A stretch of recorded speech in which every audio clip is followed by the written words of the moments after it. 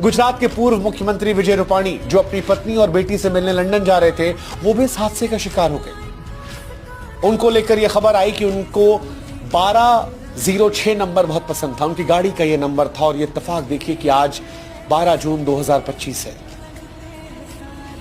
छठा महीना, 12/6 आज तारीख है। इसे आप संयोग कहेंगे या नियति का क्रूर मजाक। उनकी बेटी जो फोन पर पिता से मिलने की खुशी में थी, वो सिर्फ उनकी तस्वीर देखकर रो रही है।